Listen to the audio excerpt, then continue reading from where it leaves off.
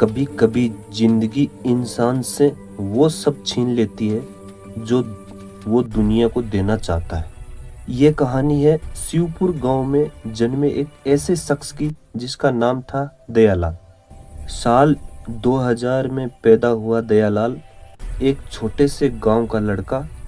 गरीबी उसके घर की दीवारों में बसती थी, लेकिन उसके दिल में सपनों का शहर था। बचपन से ही उसे स्कूल, खेलकूद और दोस्तों के साथ वक्त बिताना पसंद था। मोबाइल फ़ोन, सोशल मीडिया जैसी चीज़ें गांव में बस पहुंच ही रही थी और दयालाल को ये सब देखकर लगता था, काश मैं भी कुछ बड़ा कर सकूं। उसके माता पिता खेतों में मजदूरी करते थे। उन्होंने सोचा पढ़ाई ही रास्ता है गरीबी से निकलने का। छोटे सरकारी स्कूल में दाखिला हुआ, पर दयालाल का मन किताबों में नहीं, दोस्तों में लगता था। वो स्कूल जाता जरूर था, लेकिन वहाँ पढ़ाई नहीं, हंसी मजाक और दोस्तों के नए किस्से बनते थे। एक दिन स्कूल के मास्टर साहब ने मजाक में कहा, अरे दयालाल तो बहुत बड़ा नेता बनेगा, इसको तो सरपंच ही बना दो। बस उस दिन से वो नाम उसके साथ चिपक गया, सरपंच साहब। हर दोस्त उसे इसी नाम से बुलाने लगा। दयालाल हंस देता था, पर शायद उसके मन के किसी कोने में ये बात घर की तरह घर गई कि एक दिन सच में सरपंच बनूंगा। समय बीतता गया, वो पढ़ाई में पीछे रह गया, कई बार फेल हुआ। घर वाले नाराज हुए। पिता कहते, पढ़ाई नहीं होती तुझसे, अब खेत में हाथ बटा। और यूं ही बचपन की हंसी धीरे धीरे जिम्मेदारी के नीचे दब गई। 20 की उम्र में दयालाल अब बड़ा हो गया था। मोबाइल उसके पास भी था, फेसबुक चलाना सीख गया और टिकटॉक पर गांव की छोटी छोटी बातें रिकॉर्ड करता था।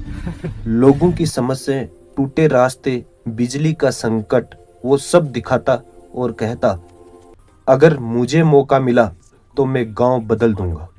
लोग हंसते थे, कहते, अरे तू तो सरपंच साहब है ना, कैमरे पर अच्छा बोलता है। दयालाल मुस्कुराता, पर अब उसके अंदर वो बात सच्ची लगने लगी थी। वो सोचने लगा, जब सब मुझे सरपंच साहब कहते हैं तो क्यों न मैं सच में सरपंच बनकर दिखाऊं। लेकिन समस्या वही पुरानी थी, न पैसे थे न जाति का कोई सहारा। गांव में आज भी वोट जाति देकर पड़ते थे, काम देकर नहीं। जिसके जाति के ज्यादा वोट वही सरपंच बनता था। फिर भी उसने हार नहीं मानी। वो लोगों से मिलना जुलना शुरू कर दिया, घर घर जाकर सबकी तकलीफें सुनना। किसी के खेत की बंदी टूटी हो, किसी के घर में पानी की दिक्कत हो, दयालाल सब सुनता और वादा करता, एक दिन मैं ये सब ठीक कराऊंगा। धीरे धीरे गांव के लोग उसे पसंद करने लगे। वो सब के सोशल मीडिया पोस्ट में दिखता था, हर त्योहार में जाता था, सबकी मदद करता था, बिना पैसे के, सिर्फ भरोसे पर। लेकिन भरोसा हमेशा सबसे पहले टूटता है। साल 2025 पंचायत चुनाव का ऐलान हुआ। दयालाल ने निश्चय कर लिया, इस बार मैं खड़ा होऊंगा, चाहे कुछ भी हो जाए। घर वालों ने रोका, पैसे कहाँ से लाएगा? उसने कहा, दोस्त है मेरे साथ, वो मेरी मदद करेंगे। वो ऑनलाइन वोट अपील डालता, व्हाट्सएप ग्रुप बनाता, फेसबुक पर प्रचार करता। उसके अपने दोस्तों से, रिश्तेदारों से पैसे उधार लिए। धीरे धीरे उसके पास थोड़ा धन आया। वो उम्मीदों में डूब गया। पोस्टर बने, बैनर लगे, दयालाल आपके गांव का बेटा, विकास की नई सोच।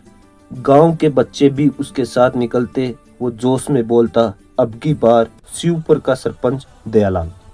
लेकिन जिन दोस्तों के भरोसे वो खड़ा हुआ था, वो ही उसके खिलाफ नई नई चालें चलने लगे।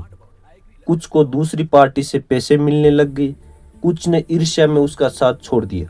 दिन में मुस्कुराते थे, रात में लोगों से कहते, दयालाल को वोट मत देना, वो क्या कर लेगा। चुनाव का दिन आया।